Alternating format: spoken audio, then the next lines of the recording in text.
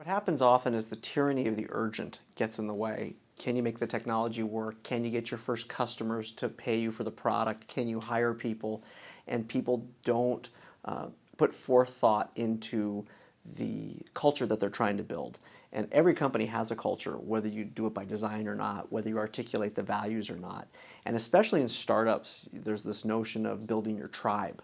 And a tribe, if you think of people who have a common set of language, a common set of goals, a common set of relationships, that can be a very powerful and motivating force when you're trying to accomplish something great. But by the same token, it can become very insular, and you can miss what's happening outside of the organization if you become too tribal. The notion of tribal warfare comes from when people become too isolated.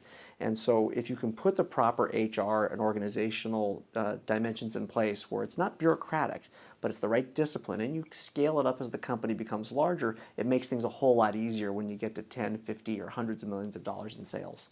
The notion of HR often gets segmented off into benefits and vacation policy and onboarding and offboarding. But really it's about people development. It's about helping people grow into the job they're doing now and hopefully the next two jobs they'll be able to do later. So if you think of HR as the notion of the chief people officer, in many respects it's probably the most important function in a company. Especially here in Silicon Valley, where it's axiomatic that people are your most important resources and your most important talent, are you giving them the tools to be effective in their job? Are you giving them the tools for them to grow their careers? Are you enabling opportunities for them to accomplish all the things that they want to do in this company and even in future companies? Because the great thing about doing entrepreneurial endeavors, whether it works or not, you might find that you're building relationships that will come back to you over and over and over again in your career.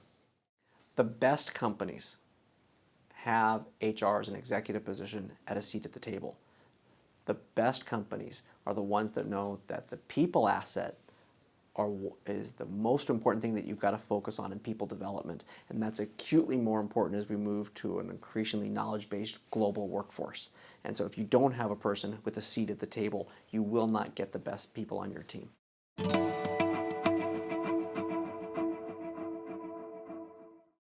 If one believes in this notion that diverse opinions actually can add to the mix of creating a richer experience, sometimes people with HR experience who might have been working for a decade or 2 decades can bring pattern recognition and can bring best practices to an organization. So you don't necessarily have to reinvent the wheel. You can choose to do so where you want to. You can choose to put certain HR policies in place that you think can make your teams more effective.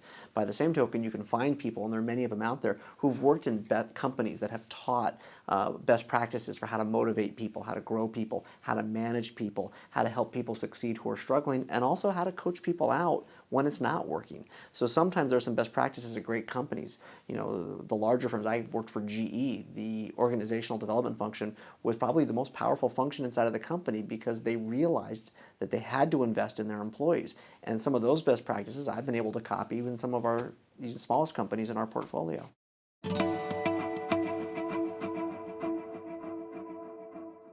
You ask people, ask them for feedback. You can pull them anonymously. There are a lot of tools and technologies that are out there where people can give feedback as to what's working and what's not working.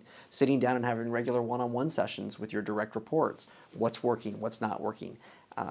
Doing it sometimes in an office, but sometimes going off-site and going to lunch in a more informal setting. And I think baking that into the DNA of the organization where it just becomes part of the natural conversation. I think young managers in particular are nervous. They're nervous because they've never led before. What if everyone figures out that they're making it up as they go along? When all of us were managers for the first time, once upon a time. And so if you ask your teammates, what are the things they'd like to see changed and improved? That's where you can find out what you need to do. It's actually not hard. It's not rocket science. The most important thing is to show up and do it.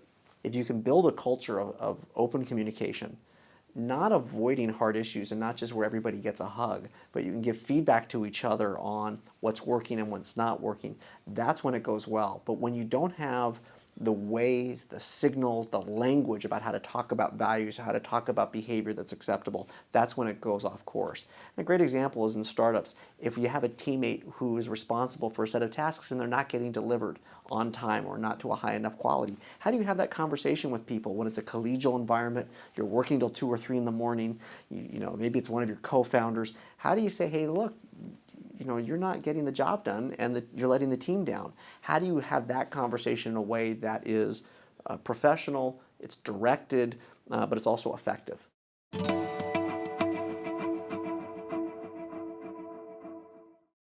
It's one of the hardest things that startups go through, because if a team comes together, you start with all the aspirations and hopes of trying to build something new that no one's done before.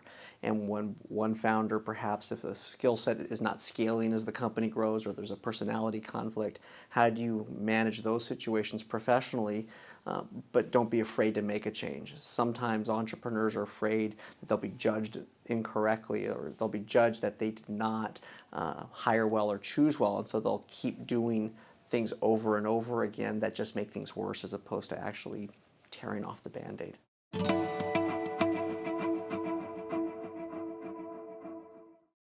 Every business is different. Every business has its own culture. It's a function of the founders, it's a function of the leadership, and it's a function of the employees.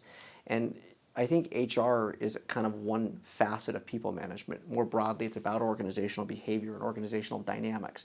And so the tactics of human resource management is different than human resource development and people development. They might be in the same function, but if you really look at your team as how, when we grow as an entrepreneurial organization and we have that hyper going up and to the right, are we going to have the right team in place that's going to be able to scale with the organization? And if not, what type of people are we going to need at that moment in time to bring in? So you want to always be thinking ahead about how you're going to grow and build the organization and assume success, such that you can take advantage of the opportunity when it's there.